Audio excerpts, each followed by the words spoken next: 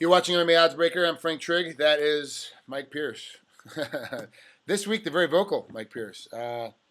This is kind of out of your element. You're getting ready to fight Palhares coming up in a UFC Fight Night down in Brazil on October 9th. You're usually a quiet kid. I say kid because I'm twice your age. You're usually really quiet. You're very respectful. You're a gentleman when you're in the streets. But then, I don't know what reporter asked you, what the question was, but you basically said that you're tired of guys like Rousimar that are cheaters in the sport. What was that really something that you felt before you were asked that question, or was it just your gut check reaction to somebody asking the question? Well, I mean, a little of all the above. I think I pretty much stated the obvious. He tested positive in his last fight for having elevated testosterone. He's been sanctioned before for holding on to a heel hook longer than he was supposed to after the ref called the fight. So, yeah, I think he's a bit of an ass and a bit of a cheat. So, I think that's just me stating facts. Does that give you a little bit of cause when you go in to get ready to fight him that he may have a position on you, and the bell rings? Say he's got an armbar on you at the end of the first round. He's holding it. The bell's rung, but he's still holding on to it. You've gotten through the first round, but then he holds on to it and snaps at the end of it. He could go that far because he's that kind of guy. Does that put you a little bit of extra emphasis on everything that you do against him to make sure that he doesn't put you in a weird position? I mean, look, I'm going to try and stay in good position the entire time regardless. So, I mean, if I do end up in a compromised position, yeah, I'm going to be thinking about it. But first and foremost, I'm going to be thinking about, number one, how not to get there. And if I do get there, how to get out of it without causing any kind of injury to myself.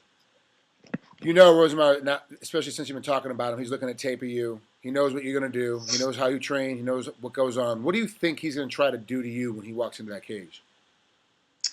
Well, that's a good question. I'm not sure. I hope that he tries to rush me and bully me like he tries to do a lot of his guys. But, we'll see. We'll see what happens, what he comes out to do, what his game plan is. But, my game plan is like it always is with guys. I'm going to put the pressure on him. I'm going to break him down, and we're going to drag him to deep water and watch his gas tank run out and then finish him off.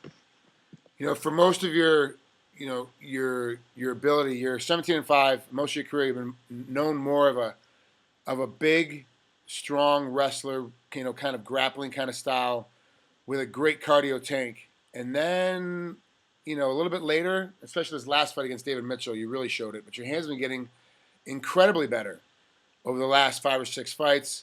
Obviously against Simpson, you starched him in 29 seconds of the second round. And then with David Mitchell, same thing. About 3 minutes into the second round, you beat him up with your punching power. Has it been the toughest part of the game?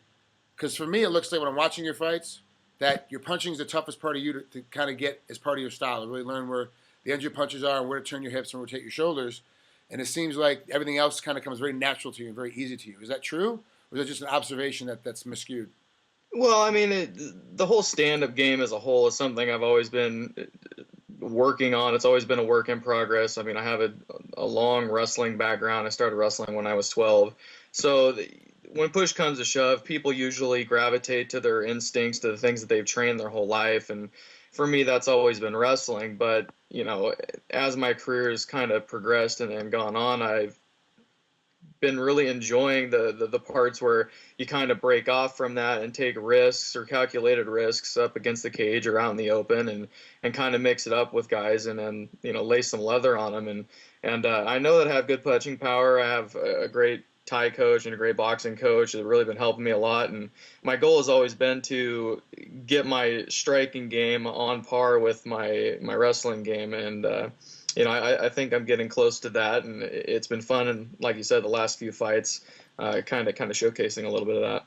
Well, let's go back to one of your losses here a while back. This is back in August of 2011 when you lost to Johnny Hendricks. It was a very, very close split decision.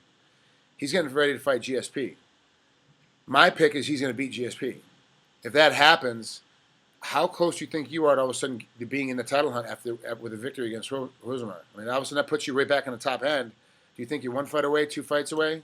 And don't give me the standard answer if it's up to the UFC. We all know it's up to the UFC. But where do you think that places you in the rankings? Right. I mean, it doesn't matter what I say. It's always up to the UFC. But, yeah, I mean, I would love to be in that 1 to 2 fight away picture, like you said. I mean, I'm also betting on Hendricks beating GSP too. I mean, that's an interesting matchup, but I don't think GSP is going to be able to play the same sort of game he's been able to do with his last several opponents. I think Hendricks presents a much different and real threat that GSP hasn't faced in a while. And if he does win, it's gonna definitely shake up the division a little bit, and I want to be right there in the mix. Obviously, you're a competitor. Yeah, I ask you the obvious question. Give me the obvious answer. You think that next time you and Hendricks fight, it's gonna go the other way. It'll be a solid finish in that game. But with that being said, you've obviously watched Johnny since you guys fought. You've seen him fight because you're a fan of the sport as well. Have you seen a huge amount of improvements in Johnny from when you guys fought to where he's getting ready to fight GSP now?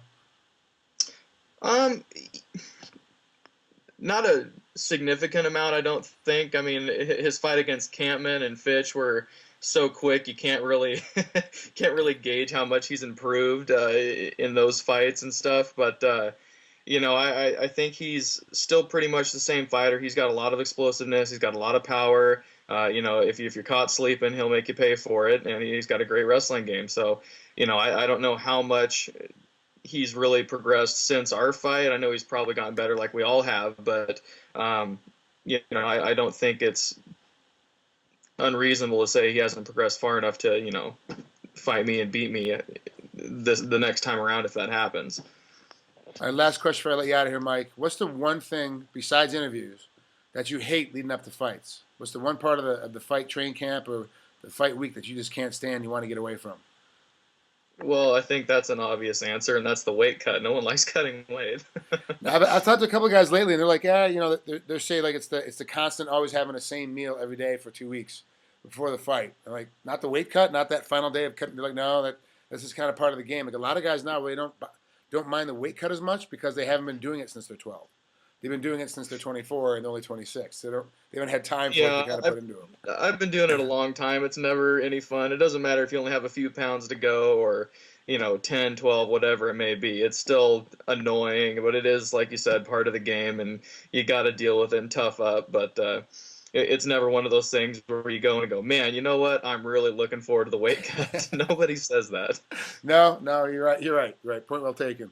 Mike, thanks for coming on here. Good luck down on UFC Fight Night 29. We'll talk to you soon.